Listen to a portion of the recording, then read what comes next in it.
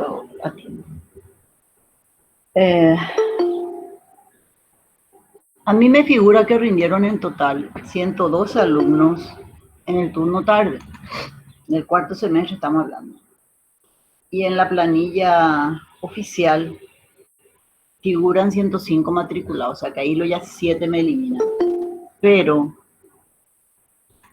independientemente de eso, otra vez me encontré con que no le encuentro, tiene un puntaje y no le encuentro en planilla, por ejemplo, a Fleitas Jiménez Sandra, que tiene 20 puntos, a Yana Ferreira, que tiene 19, a Tamara Peralta, que tiene 20, y acá me sale 2 veces. No sé si rindió 2 veces o rindieron por ella también o qué pasó. Hay una Natalia González y una González Espinosa Natalia. Y por Sí, doctora, son dos personas distintas esas. Ah, bueno, el tema es que las dos tienen 20 puntos. Por Okay. ponerte un ejemplo, eso es lo que pude depurar, porque como te digo, estoy depurando la planilla de los que sí rindieron con la planilla de informática. Y tengo, quería mostrar luego aparatosamente todos los en blancos que están, que no me figuran. No sé si estos se trasladaron, no se trasladaron, pero estos que te mencioné tienen nota. Hay algunas personas que capaz no aparezcan en la lista de informática porque lo que pasó con informática que nosotros teníamos hecho de actos jurídicos y hace 2 o 3 semanas recién se cambió lo que sería hecho de actos jurídicos por el sistema de civil reales. Entonces, hasta ahora tengo compañeros, por ejemplo, que le aparecía hechos y actos jurídicos en vez de reales, por ejemplo, doctora. Ya. No, supuse que algún error hubo en algún punto, ¿verdad? Pero te comento nomás que de repente no me figuran y sí tienen puntaje estas personas y obviamente también habrán gente que tienen puntaje y no les aparece su... Pero en base a la planilla que yo voy a pasar, tengo muchísimo vacío acá. Esta es la Nadie quiere matar a tu compañero. Esta es la primera hoja de planilla, fíjate la cantidad de ausentes que tengo ahí, por ejemplo. Igual que en la segunda hoja. Y estos son de matriculados, o sea, todos los que rindieron y tienen puntaje están consignados sus puntajes. Y después todos esos casilleros en blanco, lo que a mí me preocupan. Ahora que me aclaraste que hay dos personas con el mismo nombre y diferencia con un solo apellido, mira todos los que están en blanco. Y ahí yo ya no sé si esos no rindieron. Doctora, yo estoy seguro de que rendimos casi todos, excepto una persona fue la única que no pudo rendir, solamente una. Después estoy seguro de que nosotros somos 113 justamente, y las personas que no están, capaz es un error de informática y hay algunos trasladados todavía que estamos esperando a que les salga su traslado. Porque me Pero salen 105 matriculados nomás, papi. Y el problema es, como te digo, que la lista, por lo menos tengo 5 que no están acá en esta planilla, pero que sí tienen nota, sí, por profe, un lado. eso tuvimos el inconveniente luego en el tercer semestre, que informática, allá cuando faltaban 2, 3 días para el final, recién pasaba la lista totalmente. Madre de misericordia, yo me voy a volver loca porque a mí me desesperan, me torturan y me atormentan porque me dicen, no tengo puntaje, no estoy en la lista, ¿qué pasó con mi examen? ¿Dónde está mi examen? ¿Qué le hicieron a mi examen por ahí? Y el examen está de repente y sus nombres no me aparecen, o viceversa, me aparece el nombre y no está el examen. Porque Entonces, eso, doctora, tuvimos problemas con informática porque ellos van cargando pues los procesos, o sea, la lista a poco y seguramente no cargaron todavía todos. Eh, Siempre nos pasa eso cuando se pide la lista un poquito antes. Siempre hay una semana antes y del final, recién informática está teniendo la lista completa de los matriculados. y bueno, en todo caso lo que yo voy a hacer es pasar, porque tengo también un plazo, voy a pasar mis notas, voy a pasar de los que están, van a quedar muchísimo en blanco, te juro que es más en blanco que de los que sí tienen nota tengo. Yo tengo 112 exámenes, pero que pasé en planilla tengo apenas, si te digo 50 ya es mucho. ¿Y el resto? Doctora, no creo, pero si nos llegó las calificaciones. Sí, yo sé que le llegó a usted la calificación en la planilla de proceso, lo que no me están sus nombres. o están en blanco. ¿Qué pasó aquí? Y por Todito eso, está. porque justamente informática no cargó todavía todo, y toda la planilla, hasta todos los nombres y de la materia aún no fueron cargados. Genial. Entonces, como te digo, no se me preocupen porque todos tienen nota. En todo caso, me preguntan. Yo voy a imprimir y después mi planilla de calificación va a tener así como un respaldo también. Y ahí vamos a ver, antes de fijar fecha, porque no sea que sí tienen nota y rindan innecesariamente, porque hay gente que sí no está luego en ningún lado. Y después... Doctor, esas 3 personas que le había pasado son las prácticamente, o sea, no prácticamente, son todas las que no tuvieron su nota o no rindieron, que serían solamente 3. Después, doctor, ya estoy 100% seguro que todas las otras personas tienen nota. Porque toditos tienen nota. Toditos Voy tienen. a depurar con esa nómina que me facilitaste. Me falta revisar eso, porque ya depuré otro curso, solucioné ya el de turno noche, sexto noche, y resultó que pusieron mal su correo, parece. Y eso me estaba explicando Michael Rivero, que sí, que algunos ponen bebecito de tía, que no sé qué, que prestan el correo de otra persona y rinden. Y yo no sé cómo, si saben bien que tienen que rendir con el correo que ingresaron en la materia, si no, no les va a aceptar luego, obviamente. El examen está, pero no me apareció, no le dije porque a mí me sale en la máquina que no corresponde el IP, que no corresponde el correo, que no corresponde, y tengo así una lista. Mi computadora se llenó de gente que no figura. Doctora, es un problema que siempre tenemos con este semestre virtual, así que no creo que se preocupe tampoco porque eso pasa en toda la materia y pasa en el tercero y también pasa en el cuarto y posiblemente pasa en el quinto. Esperemos que ya no pasen por esto porque es muy estresante. Para usted y para nosotros también me desespera porque yo digo, pero ¿cómo se tiene su nota y dónde está su... ¿Ya estamos ya con eco? No, doctora. Ah, ok. Bueno, ya pasó bastante tiempo. Vamos a desarrollar nuestra materia, nuestra unidad. Hoy vamos a desarrollar 2 unidades. El régimen de las aguas, que corresponde a la unidad 25, que consta de 10 artículos, desde el 2004 hasta el 2014, del Código Civil, obviamente. Y luego vamos a desarrollar la unidad 26, que es indivisión forzosa, que está desde el artículo 2100 hasta el 2127 inclusive. O sea que es puro articulado, es un poquito, ¿cómo le puedo decir? Es un bodrio leer esta materia así de repente cuando está todo codificado y dices, ay, artículos ya otra vez, pero es que está totalmente codificada nuestra materia y cuando llegan obligaciones y que ahí les quiero ver. Pero siempre hay algo de doctrina, siempre hay algo que vamos a poder ir zanjando para que no sea tan aburrido, pero lastimosamente es así. Resulta un poco tediosa, no es un bodrio, es tedioso leer de repente nuestra materia por el hecho de que está codificado y una palabra a veces ya cambia el significado de lo que uno quiere decir, entonces hay que ser muy cuidadosos en el momento de la interpretación de los artículos. O se lee literalmente como está y se trata de explicar para que se entienda, o libre albedrío, porque sinceramente es un poco tediosa. Bueno, programa en mano, código para poder seguir, régimen de las aguas, el agua en el orden jurídico, su importancia. Bueno, arrancamos ya con la unidad. No cabe duda de que las aguas revisten importancia no solo para la agricultura, la industria, la economía y la supervivencia de las personas, dado que generan también una serie de beneficios, como por ejemplo tenemos las 2 hidroeléctricas, una de ellas, una de las más grandes del mundo, la de Itaipú, tenemos la de Yacyretá, que generan energía.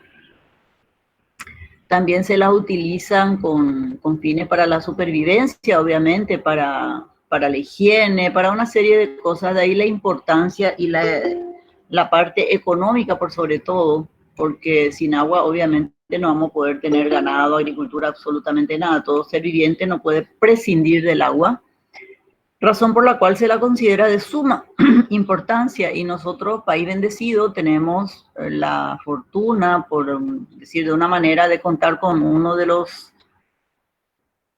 con una de las reservas de agua dulce más grandes del mundo, el acuífero Guaraní, que compartimos con países limítrofes.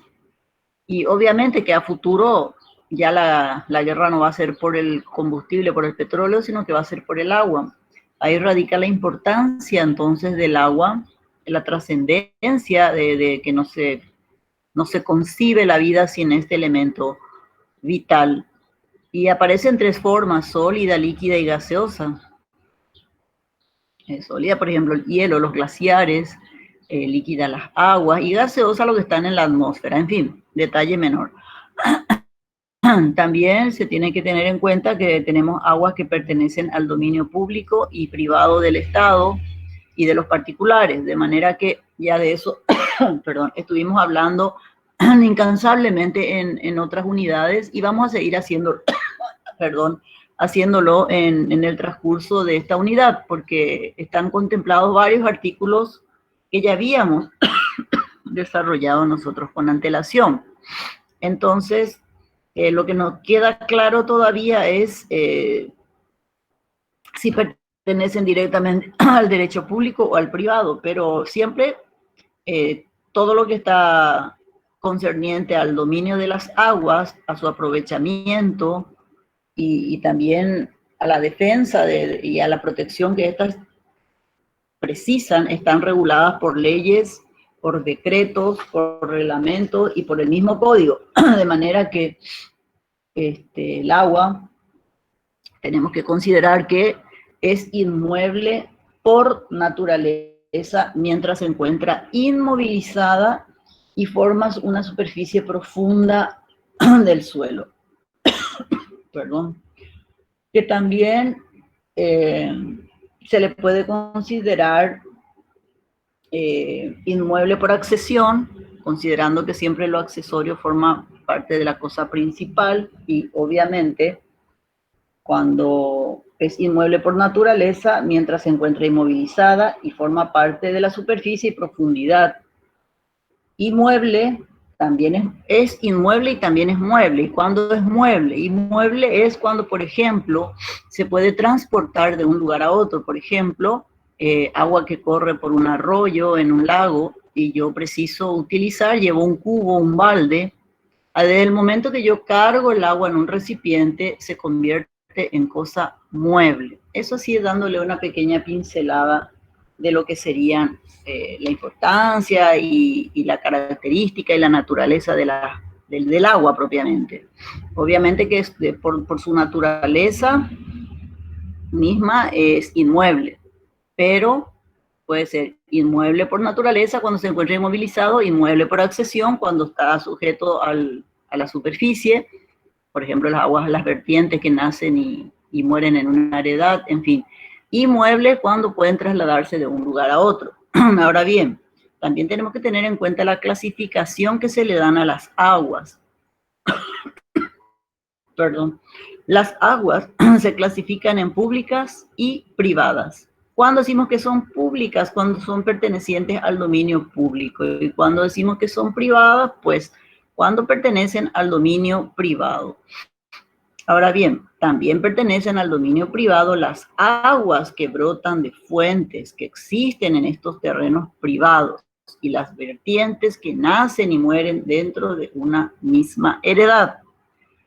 A partir de ahora arrancamos con lo que nos solicita nuestro programa, y el primer punto es, bueno, ya hablamos del agua en el orden jurídico y su importancia, de las aguas pluviales. ¿Qué son las aguas pluviales? Y esta está contemplada en el mismo inicio del artículo 2004. Las aguas pluviales ya sabemos que son las aguas que caen de las lluvias y conservan su condición de tal mientras no se confundan con otras aguas, como por ejemplo de los ríos, arroyos o lagos, etc.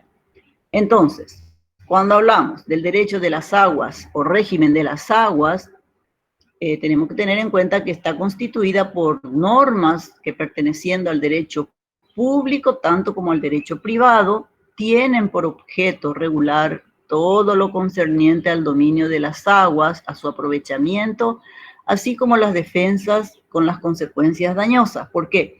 Porque habíamos dicho que estaba prohibido represar las aguas o generar muros de contención que pudiesen ir en detrimento del fondo inferior, y eso vamos a ir desarrollando conforme avancemos en la unidad. Ahora bien, el artículo 1874 del Código Civil establece, como ya habíamos mencionado anteriormente, que son inmuebles por naturaleza las cosas que se encuentran por sí inmovilizadas, como el suelo y todas las partes sólidas, fluidas, que formen su superficie y profundidad, todo lo que está incorporado al suelo de una manera orgánica, y obviamente todo lo que se encuentra bajo el suelo, pero sin el hecho de la mano del hombre. Esa es una característica que tenemos que considerar siempre, sin la intervención de la mano del hombre, porque la jurisprudencia nacional resuelve de que el agua en sí es inmueble cuando constituye aquellas partes fluidas del suelo que forman su superficie y profundidad. O sea que es inmueble por naturaleza, o cuando se encuentran inmovilizadas realmente por su adhesión física al suelo, la consideran inmueble por accesión. Y también dice que se la considera mueble cuando puede trasladarse, cuando se separa del suelo y se puede trasladar de un sitio a otro, por ejemplo, el agua de un arroyo, de un lago, que uno pudiese en un cubo, en un recipiente cualquiera, en una botella, en un balde, de acuerdo a la necesidad que uno tenga de ella, puede recogerlo y se convierte en automático en mueble. Ahora bien, ¿qué son las aguas pluviales? El dominio y uso de estas aguas. También tenemos que hablar de las aguas que caen en heredades privadas, las que brotan a la superficie naturalmente, y de las aguas corrientes. Todo eso nos pide nuestro programa. Las aguas pluviales, como su nombre lo dice, en general son las que provienen directamente de las lluvias y conservan su condición de tales mientras no se confundan con otras aguas, como por ejemplo la de los ríos, arroyos o lagos. Las aguas que caen en heredades privadas. Estas aguas pertenecen al dominio privado del dueño de la heredad donde cayesen. Y dice el artículo 2004 al respecto: las aguas pluviales pertenecen a los dueños de las heredades donde cayesen o donde entrasen, y pueden disponer libremente de ellas o desviarlas en detrimento de los terrenos inferiores si no hay un derecho adquirido en contrario. Las aguas que brotan en la superficie naturalmente. En este caso, se pueden suscitar dos situaciones, diferenciándose una de otra, por pertenecer o al dominio privado o al dominio público del Estado. ¿Por qué? Porque habíamos dicho que las aguas subterráneas, que anteriormente eran del dominio privado, por una modificación de ley, pasa a ser del dominio del Estado. Por eso que dice que se puede diferenciar fácilmente la una de la otra. El artículo 2005 del Código Civil al respecto establece, los dueños de terrenos en los cuales surjan manantiales podrán usar libremente de ellos y cambiar su dirección natural sin que el hecho de correr sobre fondos inferiores conceda derecho alguno a sus propietarios. ¿Por qué? Porque es del dominio privado de los particulares.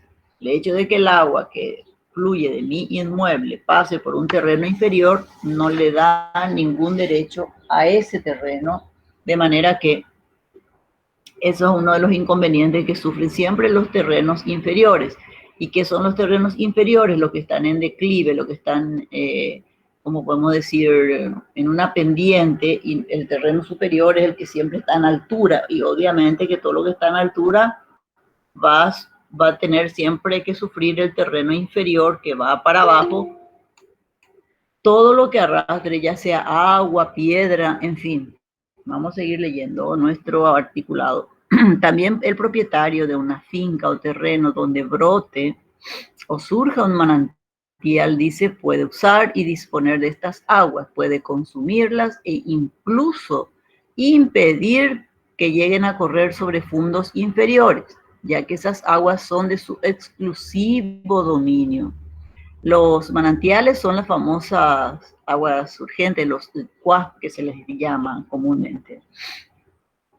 En este sentido, el artículo 1908 establece que las vertientes que nacen y mueren dentro de una misma heredad pertenecen en propiedad, uso y goce del dueño de esa heredad.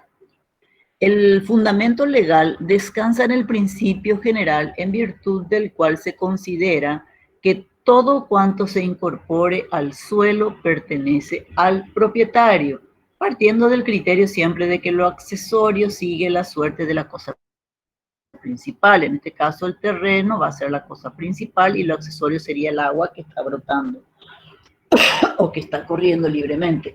Perdón. Ahora bien, las aguas corrientes. El mismo artículo 2005, en su segunda parte, hace alusión y establece que cuando sean aguas que corran naturalmente, pertenecen al dominio público y el dominio del terreno sobre el cual corran no podrá cambiar su dirección y les será permitido, sin embargo, dice, usar de tales aguas para las necesidades de su heredad. Estas aguas pueden presentarse en cursos relativamente cortos o en corrientes de larga extensión. Todas ellas pertenecen al dominio público. Por ejemplo, en el caso de que por varios inmuebles atraviese una vertiente de un arroyo, de un río o lago, un bracito, y corre el agua, y bueno, no se puede, dice, impedir el uso ni atajar que esas aguas corran, y tampoco está permitido, se puede usar perfectamente, pero no se puede desviar ni represar estas aguas. ¿Cuáles son las restricciones impuestas a los propietarios de terrenos inferiores? Pobrecito, ya encima que tienen que absorber todo lo que les viene de los terrenos superiores, están otra vez con restricciones que se les imponen a estos propietarios de terrenos inferiores. Por eso lo ideal es siempre cuando uno va a comprar un inmueble fijarse bien dónde viene la tendencia, si tiene una tendencia a que el agua se acumule, si va a tener filtraciones, si va a tener acumulación de agua o no, de manera a nivelar el terreno primero con escombros y tratar de evitar que siempre esté en desventaja con relación a terrenos superiores, porque si no, uno prácticamente tiene que hacer una especie de cañería especial para evitar que se junte el agua en el inmueble. En fin, ningún propietario, estamos hablando de las restricciones impuestas a los propietarios de terrenos inferiores, y dice que ningún propietario puede realizar acto alguno que ocasione daño a las heredades vecinas o inferiores. Tampoco puede intervenir en los derechos de sus dueños, salvo circunstancias excepcionales. Por ejemplo, cuando sea indispensable para evitar un peligro presente mucho más grave que el perjuicio que pudiese resultarle al propietario. Se entiende que tales actos se relacionan con las aguas de los fondos inferiores que se hallan indefectiblemente obligados a recibirlas. Es injusto, ellos están sujetos a recibir todo lo que venga, y no solamente a veces viene agua, sino que también arena o piedras, en fin. El artículo 2006 del Código Civil hace alusión al respecto y establece cuánto sigue. Los terrenos inferiores están sujetos a recibir las aguas que naturalmente descienden de los terrenos superiores, sin que para eso hubiese contribuido el trabajo del hombre, siempre que no sea intencional, que sea un hecho de la naturaleza misma. No pueden ser ellas, me refiero al agua, empleadas en forma que perjudique a las heredades inferiores. El propietario superior no puede hacer acto alguno que agrave la sujeción del fondo inferior. Encima que ya está recibiendo, otra vez agravarle la situación ya sería bastante desagradable para el propietario del fondo inferior, porque encima que están sujetos, dice la ley, a recibir estas aguas naturalmente que desciendan por sus terrenos, siempre y cuando obviamente no haya intervenido la mano del hombre. Pero hay una excepción, y el artículo 2007 establece al respecto que lo dispuesto en el primer párrafo del artículo anterior no comprende las aguas subterráneas que salen al exterior por obra del hombre, ni las pluviales que caen de los techos o depósitos en que hubiesen sido recogidas, ni las aguas servidas que se hubiesen empleado en la limpieza doméstica o en trabajos de fábrica. El dueño del predio inferior puede demandar que estas aguas sean desviadas o que se le indemnice el perjuicio que sufriere, porque se presume que para eso se hicieron las canaletas, ¿verdad? Para las aguas pluviales. Y que si de repente uno tiene una fábrica, una industria o lo que fuere, tiene una curtiembre, imagínense si va a tener que el pobre propietario del fondo inferior está recibiendo todas las inmundicias que van a ir pasando por su propiedad porque el terreno superior está expulsando eso. No, tampoco así. Para eso están los conductos debidos, y a raíz de eso y del descontrol de las autoridades pertinentes es que están todos contaminados los arroyos, porque se tiran los químicos que se utilizan en las curtiembres o en los mataderos, y se va contaminando y se va matando lentamente la naturaleza misma, porque no solo afecta a la calidad del agua, sino que también perjudica a la flora, a la fauna, y estamos destruyendo nuestro planeta hablando mal y pronto. Y nuestros arroyos ya no son como antes, que uno podía ir libremente y entrar en ellos. Puede salir hecho un mutante después de ingresar al agua. No sabes ni qué tipo de químico es lo que hay ahí. Es una pena, pero los que se deberían de encargar, el MADES, o la SENAXA, o la SEAN, cualquiera de ellos, ninguno hace caso omiso. La Secretaría del Ambiente, pero ni por si acaso, son todo letra muerta, nadie aplica nada al respecto, en fin. Ahora bien, ya me estoy playando y para variar. El artículo 2008 dice que están igualmente obligados, estamos hablando siempre de las restricciones que le imponen a los terrenos inferiores, están igualmente obligados a recibir las arenas y piedras que las aguas pluviales arrastren en su curso, y no podrán reclamarlas los propietarios de los terrenos superiores. Porque como es un hecho natural, si están arrastrando y se van, dice que tampoco los propietarios del fondo superior pueden reclamarlos, ya que los del fondo inferior están recibiendo obligadamente todo eso. Y si le va a ser de utilidad, pueden hacerlo, nada obsta que no lo hagan. El artículo 2009 dice que el dueño del terreno inferior no puede hacer un dique. ¿Qué sería el dique?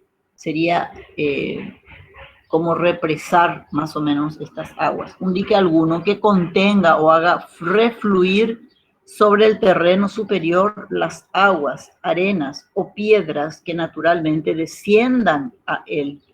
Y aunque la obra haya sido vista y conocida por el dueño del terreno superior, puede el propietario del terreno superior, pedir que el dique sea destruido si no hubiese comprendido el perjuicio que sufriría y si la obra no tiene más de 20 años de existencia.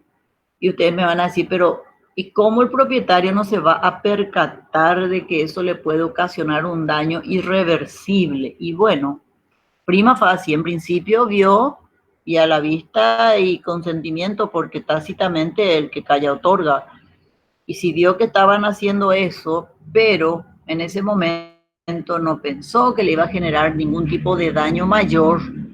Pero ¿qué pasó? Que cada vez hay más sequías, se van secando todos los arroyos y demás, pero también hay épocas en que se producen grandes inundaciones. Entonces, obviamente, que si yo para evitar que me ingrese a mí, represo el agua y al final rebota y van todos otra vez hacia el terreno superior, para poder reivindicar, obviamente, esto tiene un plazo de prescripción. Dice que esa obra no tiene que tener más de 20 años, porque si ya pasaron 20 años, no estamos hablando de usucapión, y si ya pasaron 20 años de la construcción del dique, ¿qué es lo que vas a ir a cuestionar después de 20 años? Si vas a cuestionar, si vas a presentar una acción para demandar la destrucción de este dique, la obra no tiene que tener 20 años de existencia. Eso lo dice la ley, no lo estoy diciendo yo. Entonces, el artículo 209 del Código establece exactamente lo que acabamos de decir. El dueño del terreno inferior, en este caso, no puede hacer dique alguno que contenga, que ataje o que desvíe, que haga fluir sobre el terreno superior estas aguas, las arenas o piedras que naturalmente desciendan a él. Y aunque la obra haya sido vista y conocida por el dueño del superior, del fondo superior, dice, puede éste pedir que el dique sea destruido si no hubiese comprendido el perjuicio que sufriría y si la obra no tuviese 20 años de existencia. Porque hay ocasiones en que hay propietarios que tienen sus inmuebles y poco y nada se van a ver. Y le dicen, fulano, ¿sabe que se represó? Y al final toda la agua que antes se le iba a don José, ahora resulta que como él hizo un dique, te está entrando todo y está erosionando tu terreno, cada vez va comiendo más porque te produce un daño patrimonial de ahí, porque te está destruyendo el inmueble y te va generando perjuicios grandes, porque no te interiorizas. Y el dueño vio, se enteró y no hizo caso, pero para que pueda presentar una demanda de destrucción de la cosa, no tiene que tener, dice el dique, más de 20 años de haberse construido. Obviamente que pasado ese tiempo ya es absurdo ir a reclamar y ya es mucho tiempo para la prescripción, 20 años, esperar que la cosa fluya, porque el daño va a ser inminente desde el vamos, o va a ser o producto de una sequía o producto de una inundación. Se van a generar dos situaciones nada más. Y te vas a llenar o de tierra y piedras, o de agua, o se va a producir una sequía tremenda en tu inmueble, dependiendo de qué tipo de dique haya hecho el propietario del fondo inferior.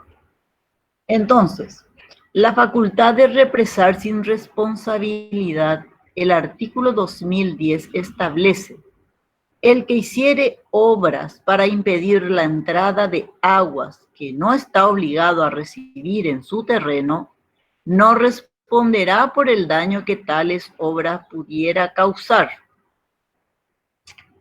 Obviamente, si me está invadiendo, es perfectamente lícito que el propietario de un fondo inferior construya estas obras para impedir la entrada de aguas en su terreno que no está obligado finalmente a recibir. Se refiere a las que no corren naturalmente por ser consecuencia ya del hecho del hombre, porque ya habíamos dicho que si es hecho de la naturaleza no puede evitar recibirlas. En caso que el propietario del fondo superior lo haya hecho intencionalmente, en ese caso entonces no responderá por el daño que esas obras puedan causar. Porque ya dijimos que si se hizo a la vista y conocimiento del propietario del fondo superior, no habiendo transcurrido más de 20 años, este puede solicitar la destrucción de la obra, pero transcurrido 20 años ya nada puede hacer. Ahora bien, las aguas subterráneas. Acá tenemos que tener en cuenta la modificación que produjo la ley 2559/2005. En el inciso B es un agregado nada más. No se modificó el artículo en su totalidad, sino que se hizo un agregado nada más. En principio, el artículo 2007 establece lo dispuesto en el párrafo anterior de los terrenos inferiores que están obligados a recibir las aguas que naturalmente, dice, no comprenden las aguas subterráneas que salen al exterior por obra del hombre, ni las pluviales, que son de la lluvia. El dueño del predio inferior puede demandar que estas aguas sean desviadas o que se le indemnice el perjuicio sufrido, pero conviene dejar expresado aquí que las aguas subterráneas pertenecen al dominio público del Estado. No le corresponde al propietario del fondo ni inferior ni superior, le corresponde al dominio público del Estado. Y la ley que habíamos mencionado, la 2559/2005, modifica el inciso B del artículo 1898 del Código Civil, donde dice que los ríos y todas las aguas que corren por sus cauces naturales y estos mismos cauces, y acá viene el agregado, así como las aguas subterráneas. Entonces, todo eso son del dominio público del Estado. Entonces, tenemos también, esta es la parte donde yo no me actualicé y si alguno tiene conocimiento me corrige porque en principio hay una ley que es la 369/72 que creó el Servicio Nacional de Saneamiento Ambiental, que sería el SENACSA, ¿verdad? Y decía que su objetivo y funciones dentro de sus atribuciones y obligaciones del SENASA era aprovechar y controlar, según el caso, las aguas subterráneas y de superficie del dominio público-privado, indispensable para el debido cumplimiento de las disposiciones de esta ley, en ejercicio de los derechos que el Estado tiene sobre ellas. Pero con posterioridad a la SENASA se crearon dos instituciones, la SEAM y finalmente el MADES, es el más reciente. Yo no sé si la SEAM le absorbió a la SENASA o la SENASA sigue en uso de sus atribuciones, o si el MADES es el ente regulador que finalmente resuelve la cuestión actualmente. Eso tendría yo que actualizarme también para poder transmitirle a ustedes. Ahora, si alguno de ustedes tiene conocimiento, entonces, si quieren compartir con los compañeros y con la cátedra, va a ser bienvenida esa observación, porque como les digo, por ejemplo, antes uno libremente podría en su inmueble hacer pozos artesianos y demás. Hoy por hoy hay que pedir autorización, y es esa autorización lo que no estoy segura si a cuál de estas instituciones corresponde generar dicha autorización, porque ya no creo que le corresponda a la municipalidad. Difícilmente. Sí. Yo creo que la SEAM fue absorbida y ahora es MADES. O sea que la SEAM es una institución. Sí, porque el MADES tiene rango ministerial. Sí. La SEAM es una institución de las MADES. Sí, por eso te decía, justamente, por eso te hice la observación, porque es una ley bastante retrógrada, ya la del 72, donde creaba el SENASA, que en principio era el que se encargaba de aprovechar y controlar las aguas subterráneas. Pero yo creo que hoy por hoy sería ya el MADES, que tiene rango ministerial, porque hay que llevar una solicitud y previa autorización, porque habla la SEAM, por ejemplo, para la utilización de pozos cilíndricos, pero tendríamos que ver, para mí que va a ser ya el MADES, que tiene ya rango ministerial, finalmente la institución encargada de otorgar, porque es para la protección justamente de las aguas subterráneas y con vistas al acuífero guaraní, que se están creando todas estas instituciones de protección, supuestamente de protección, porque no veo que hagan nada tampoco, pero bueno. En fin, estoy de acuerdo contigo que sería la última institución creada, que es el MADES, la encargada al respecto. También tenemos, nos pide nuestro programa hablar de las restricciones impuestas a los propietarios de fondos ribereños. Estas restricciones están impuestas en el interés de los ribereños perjudicados por las obras que provocasen la alteración de la corriente u obstaculización de la navegación. Acuérdense que habíamos dicho que se tiene que dejar 10 metros para el camino de sirga, para la navegación, para las grandes embarcaciones, para que puedan circular y no se vean afectadas. Esto siempre teniendo en cuenta la línea separativa de las dos heredades. En fin, el artículo 2013 del Código Civil establece que si las aguas se estancasen, corriesen más lentas o impetuosas, o torciesen su curso natural, los ribereños a quienes tales alteraciones perjudicasen podrán remover los obstáculos, construir obras defensivas o reparar las destruidas con el fin de que las aguas se restituyan a su estado anterior. Si tales alteraciones fueren causadas por caso fortuito o fuerza mayor, le corresponde obviamente al Estado los gastos necesarios para volver las aguas a su estado anterior. Pero si fuesen motivadas por culpa de alguno de los ribereños que hiciera una obra perjudicial o destruyese las obras defensivas, los gastos serán pagados por él a más de la indemnización del daño. Esas son las restricciones impuestas a los propietarios de fondos ribereños. También el artículo 2014 establece la prohibición de extender diques y represas en los términos siguientes.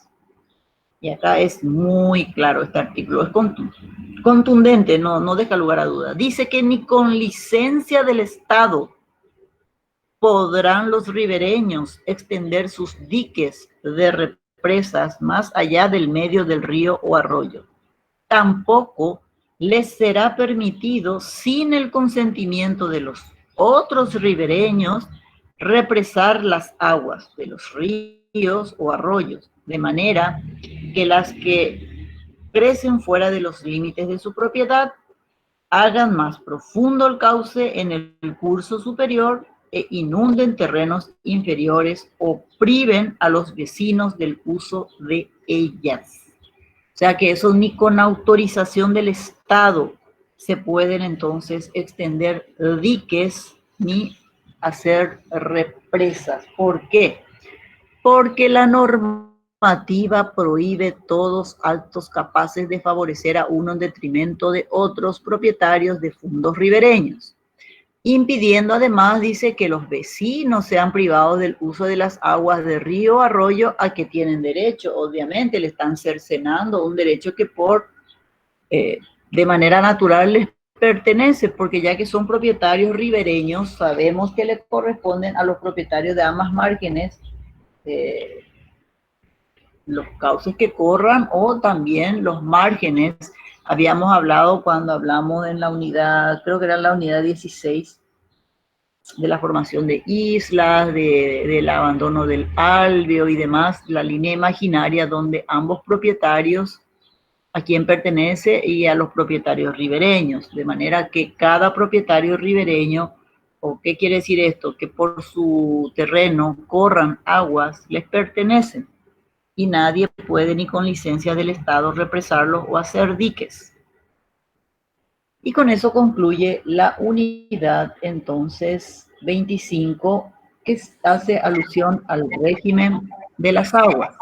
Para, Señor. nosotros le tenemos a una ingeniera ambiental en la clase, Soraya Molas, entonces yo no sé si ella quiere dar unas palabras para complementar. Aclarar. Claro. Estaría buenísimo si está conectada. Sí, está conectada. Ahí está escribiendo. El MADES es la autoridad. Perfecto. Ahí ya nos dio la respuesta. Muchísimo. ¿Qué tal, profe? ¿Cómo estás? Pero encantada de sacarme de mi ignorancia, porque estaba en esa duda. Yo dije que tendría ya que a esta altura ser el MADES por el hecho de que es lo más nuevo y tiene rango ya ministerial. Obviamente que sus atribuciones van a ser mayores que las anteriores. Sí, así mismo, profe, el MADES es la autoridad de aplicación que se encarga de dar los permisos, Claro, ¿verdad? Para hacer correcto. ese tipo de actividades o para que no hagan, ¿verdad? Perfecto. Esto ya va para la clase, la aclaración hecha acá por Zoraida, que es más que oportuna.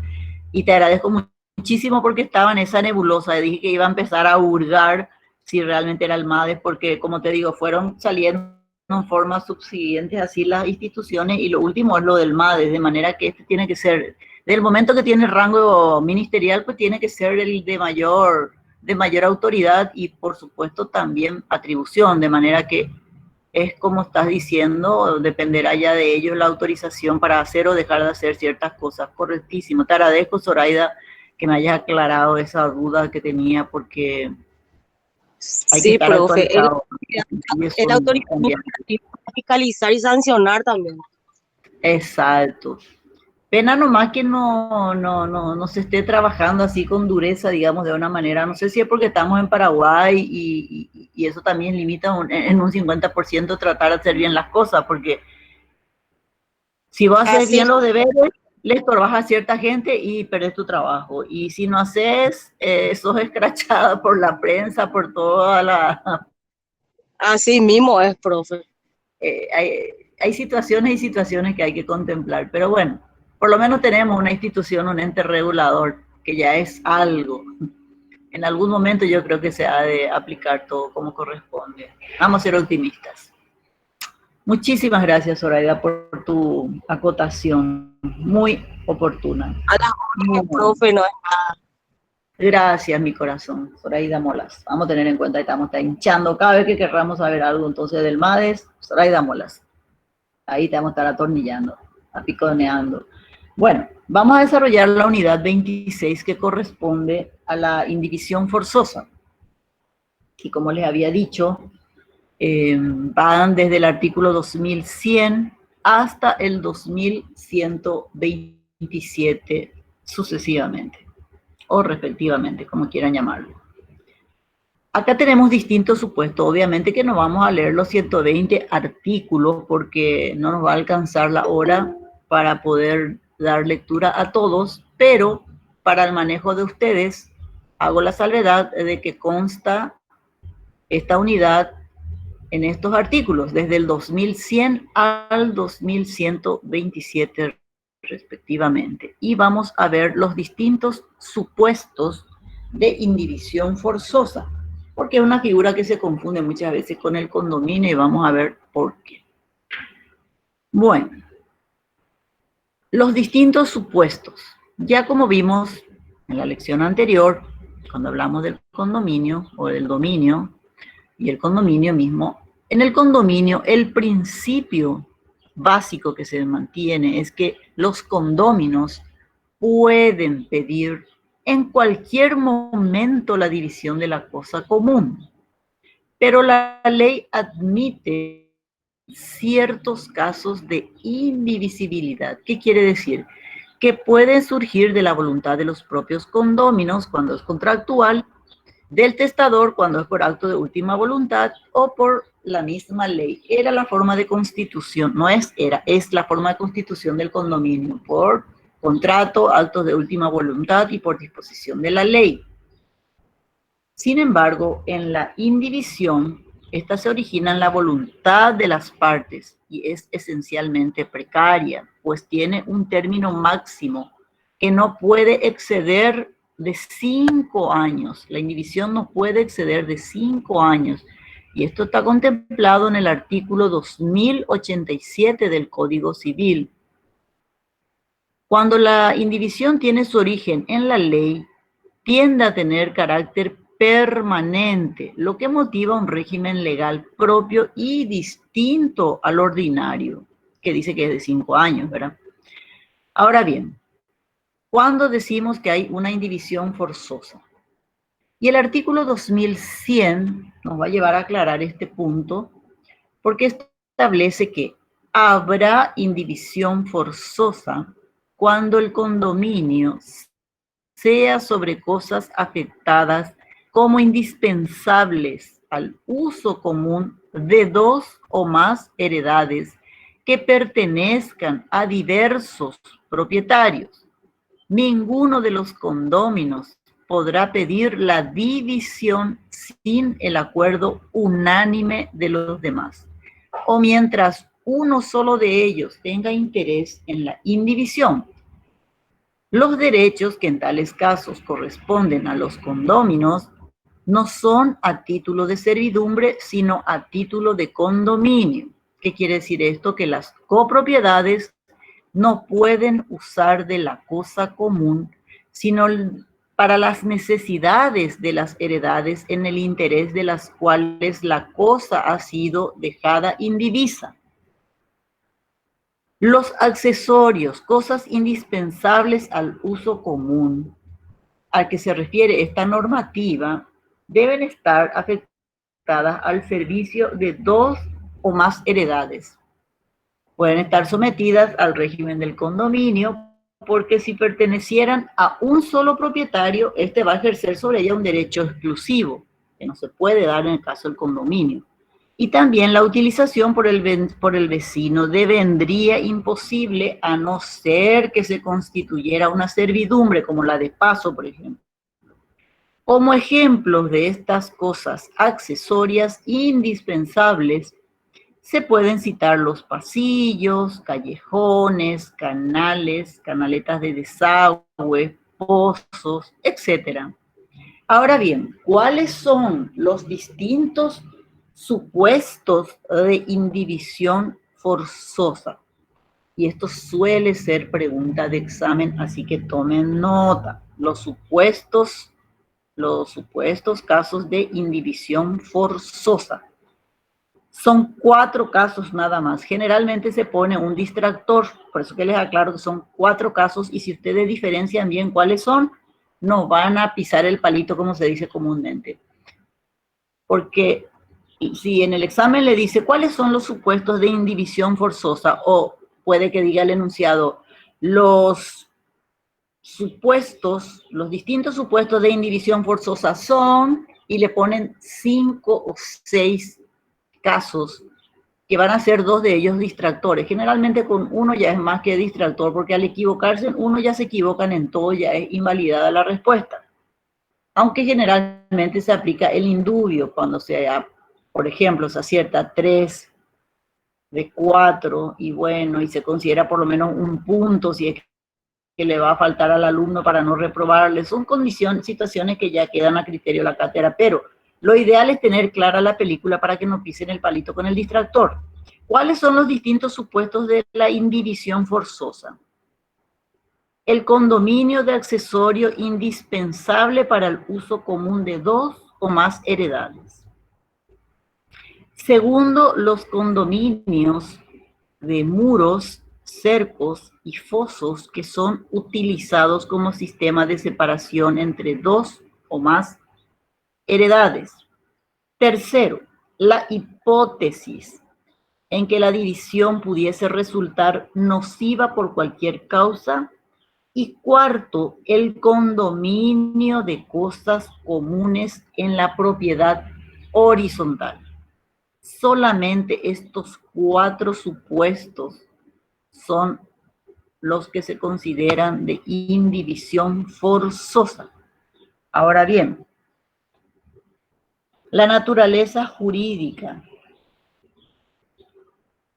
Algunos autores, como Salvat, por ejemplo, señalan de que la indivisión forzosa se trata de una servidumbre individual.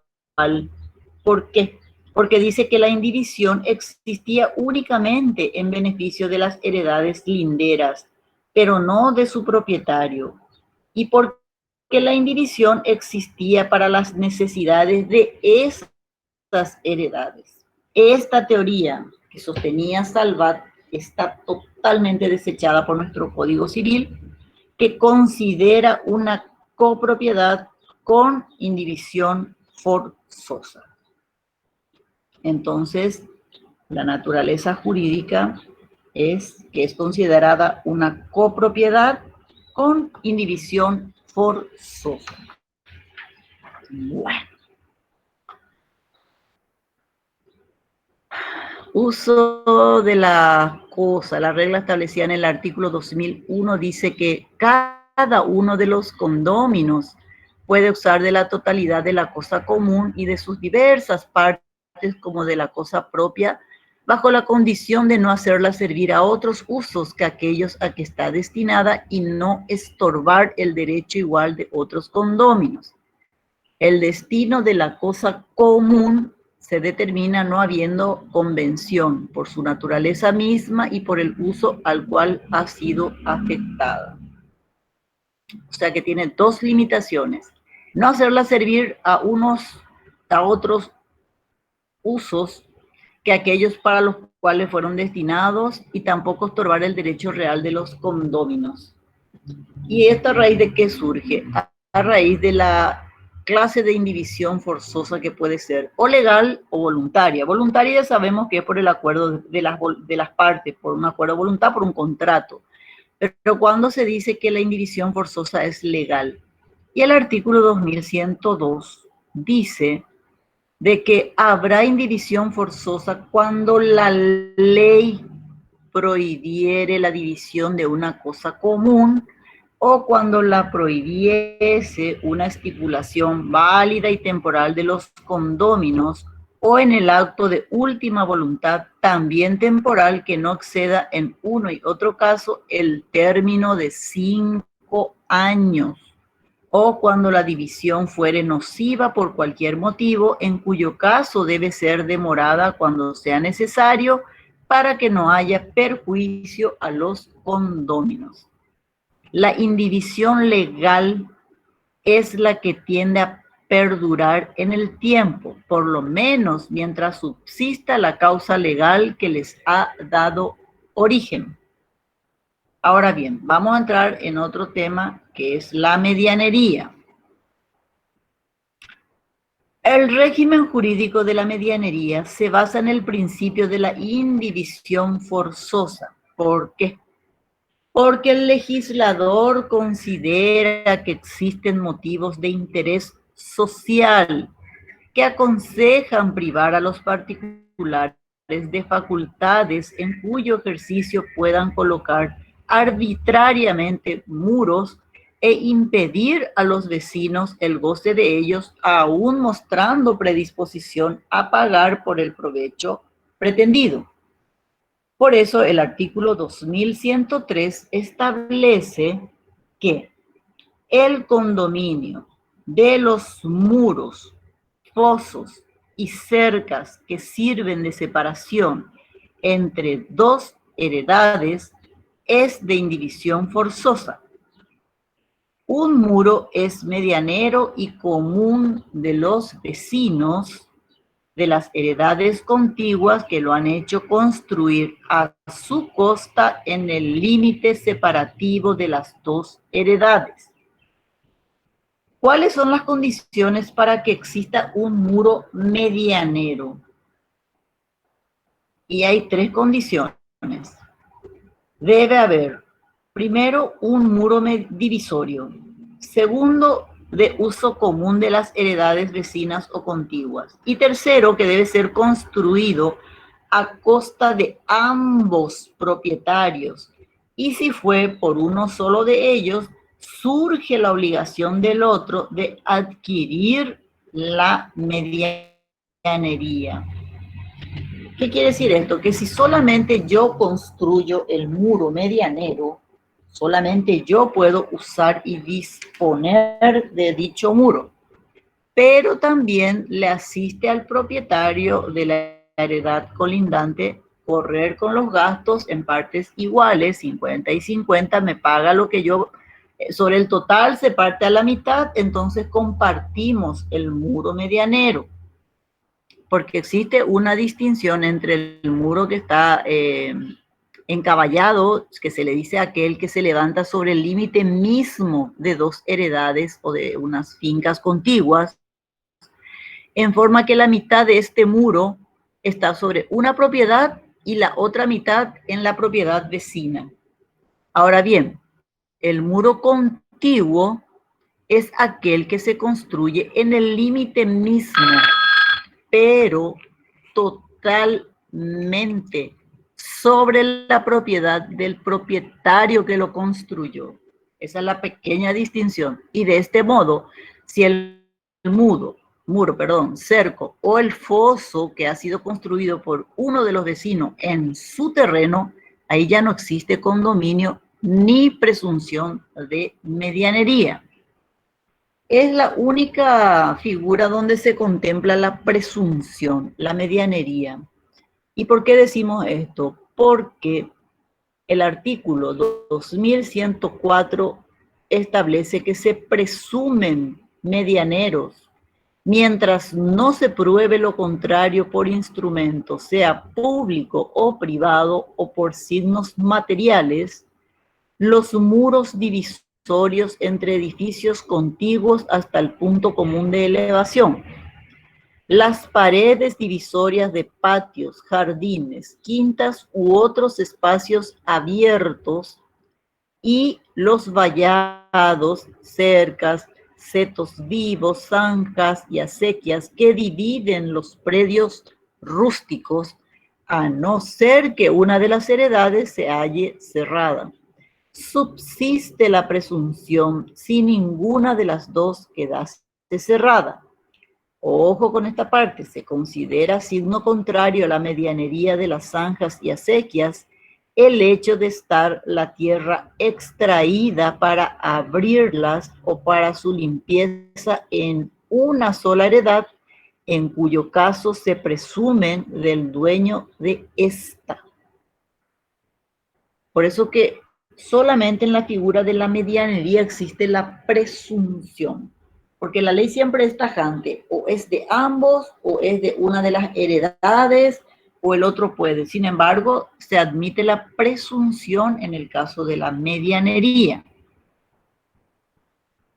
Ahora, ¿cuál es la excepción a esta presunción? Porque también tiene sus excepciones, y el artículo 2105 dice que la presunción de medianería no existe cuando el muro o división se asienta exclusivamente en el terreno de una de las heredades y no sobre una y otra de las contiguas. ¿Cuál sería el signo contrario a la medianería? Y el artículo 2106 dice que en el conflicto entre un título que se establezca la medianería y los signos de no haberla, el título es superior a los signos, donde va a primar entonces el título de propiedad más que lo que pueda uno individualizar o visualizar como muro medianero o lo que fuera. Ahora bien, ¿cuál es la diferencia que existe con el condominio en general? Y existen diferencias entre la medianería y el condominio. Primero y principal, en el modo de constitución. ¿Por qué? Porque ya habíamos dicho que el condominio puede ser constituido por contrato, por acto de última voluntad y por disposición de la ley. Sin embargo, en la medianería, la ley establece que habrá indivisión forzosa en los casos previstos en los artículos 2103, que el condominio de los fosos, muros y cercas sirven de separación entre dos heredades, es de indivisión forzosa. Una de las pequeñas diferencias. En cuanto a la prueba de la existencia, el condominio solamente puede ser acreditado por escritura pública, que esté inscripta en el registro general de la propiedad, en tanto que la medianería, como quedó visto, puede probarse aún por presunción. Y finalmente, en estos casos también prevalece el título. En caso de duda, entonces se recurre al título de propiedad del inmueble para establecer a quién pertenece. En cuanto a la duración, el condominio puede cesar en cualquier momento, en tanto que la indivisión forzosa es en general y prácticamente de duración permanente o perenne, porque yo no puedo construir un muro y después agarrar y echarlo, no tiene pues sentido, o una pared medianera, absurdo sería. Ya cuando uno construye su muralla o un muro, medianero lo hace ¿para qué? Para delimitar, para deslindar el límite separativo de las dos heredades, para que se produzca el deslinde, para que no haya confusión de límites. Y se hace una forma también de individualizar el inmueble, también para tener mayor privacidad y también para protegernos de cualquier tipo de contingencia que pudiera surgir si es que estamos totalmente al aire libre, por decir de una manera. Por eso que se hace tanto en la parte urbana como rural. En la parte urbana generalmente están todo amurallado y en los terrenos rústicos, se hace con fosos, cercos, con alambre de púa, con acequias.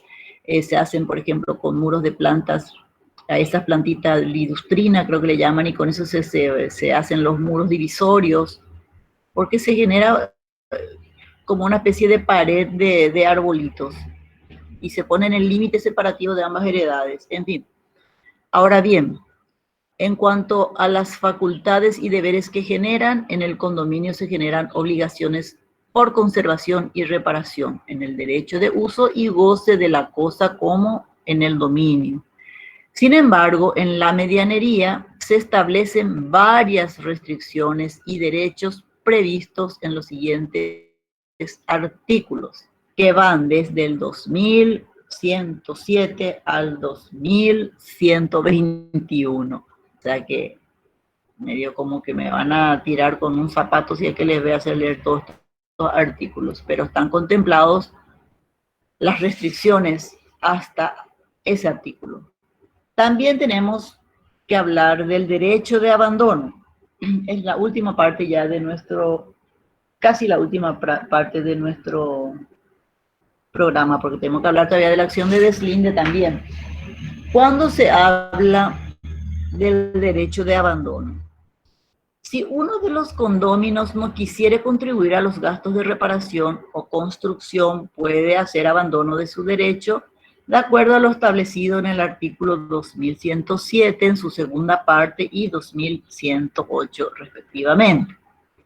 Y dice que cada uno de los condóminos de una pared puede liberarse de contribuir a los gastos de conservación de la misma, renunciando a la medianería, con tal que la pared no haga parte de un edificio que le pertenece o que la reparación o construcción no haya llegado a ser necesaria por un hecho suyo. El artículo 2108 dice que la facultad, de abandonar la medianería le compete a cada uno de los vecinos, aún en los lugares donde el cerramiento es forzoso. Y desde que el abandono se haga, tiene efecto de conferir al otro la propiedad exclusiva de la pared y del terreno en el que se eleva. El que hubiese hecho el abandono de la medianería para liberarse de contribuir a las reparaciones o construcciones de una pared, siempre va a conservar el derecho de readquirirla conforme lo dispone el código. Obviamente va a tener que hacerse cargo de los gastos que generó la construcción de ese muro medianero, y abonando la parte que le corresponde se vuelve a convertir en copropietario, se vuelve una propiedad indivisa, conforma parte del condominio entonces. Ahora bien, tenemos también el condominio de cercos y fosos, y esos están contemplados en 3 artículos, el 2119, 2120 y 2121 respectivamente. Y hacen alusión a los predios rústicos en general, ¿verdad? En los predios rústicos dice que los cerramientos medianeros deben hacerse a comunidad de gastos, y si las dos heredades se encerrasen. Ahora, cuando una de las heredades está sin cerca alguna, el dueño de ella no está obligado a contribuir con las paredes, fosos o cercas divisorias. Lo dispuesto en los artículos anteriores sobre paredes o muros medianeros en cuanto a los derechos y obligaciones de los condóminos entre sí tiene lugar en lo que fuere aplicable respecto de zanjas, cercas u otras separaciones de terrenos de la misma circunstancia. Los árboles existentes en las cercas o zanjas medianeras se presumen que son también medianeros, y cada uno de los condóminos podrá exigir que sean arrancados si le causaren perjuicios, y si cayeren por algún accidente, no podrán ser replantados sin el consentimiento del otro vecino. Lo mismo se observará respecto de los árboles comunes por estar su tronco en el extremo de los terrenos de diversos dueños. Eso ya habíamos hablado, que se deben plantar los árboles a 3 metros y los arbustos están permitidos a partir de 1 metro de la línea separativa de las dos heredades, del límite separativo, de los linderos, de los muros, de la medianería. ¿Cuándo se realiza o cuándo se lleva a cabo el dominio por confusión de límites? ¿Cuándo ocurre este hecho? Y existe una confusión de límites que la ley reputa como un condominio cuando los límites de dos heredades colindantes se encuentran de tal modo confundidos que no es posible saber hasta dónde llegan los derechos de los respectivos propietarios. O sea que no es posible precisar los confines de ambas heredades. Si se diera esta situación, la ley instituye un condominio de carácter forzoso. Mientras que no se realice la fijación de los límites, los propietarios se consideran por parte iguales y si hubiere frutos, se los deberán repartir en igual proporción.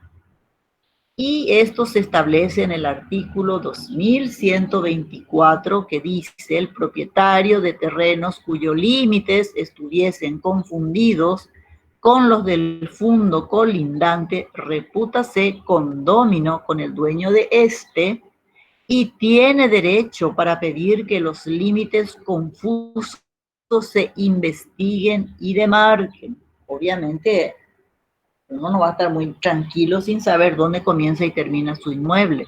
Lo justo sería deslindar eso y tiene que ser un agrimensor, un profesional el que venga a hacerlo. Se puede hacer por el consentimiento de las partes, por acuerdo de voluntades o por disposición de la ley. Eso también ya habíamos hablado. Ahora bien, ¿cuáles son los efectos que produce la acción de deslinde? ¿Qué es la acción de deslinde primero y principal? La acción de deslinde es definitivamente una acción de carácter personal, o sea que no es una acción real. ¿Por qué? Porque no persigue el reconocimiento de la existencia, plenitud y libertad de los derechos reales. Por eso se dice que es una acción de carácter personal. Ahora bien, la acción de deslinde, ¿qué objeto tiene? Y tiene por objeto fijar la línea separativa de las heredades contiguas con los siguientes fines. Primero, ubicar con la mayor precisión posible el título de dominio sobre el terreno. Segundo, establecer los límites separativos entre las dos heredades confundidas. Y tercero, colocar señales que sirvan para materializar la división. Acción de deslinde y sus efectos es tema de examen. Por eso que siempre hay un puntito donde hay que ir tildando nomás por lo que hubiere lugar. Y este es uno de ellos. Efectos de la acción de deslinde. Y el objeto. Y el objeto ya sabemos que es fijar la línea separativa de las heredades contiguas con los siguientes fines. Ubicar con mayor precisión posible el título de dominio sobre el terreno. Establecer los límites separativos entre dos heredades confundidas. Y tercero, colocar señales que sirvan para materializar dicha división.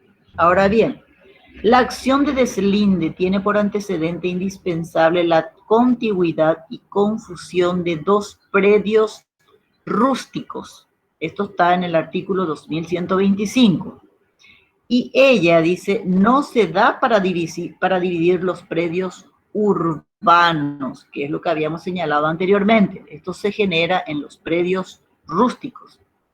El artículo 2126 establece que la acción compete únicamente a los que tengan derechos reales sobre el terreno contra el propietario del fundo contiguo. No cualquiera puede venir a exigir que se establezca la acción de deslinde. Tiene que ser alguien con derecho suficiente, el propietario que tiene el uso, goce y disposición de su inmueble. El artículo 2127, y con esto terminamos, puede dirigirse contra el Estado respecto de los terrenos del dominio privado.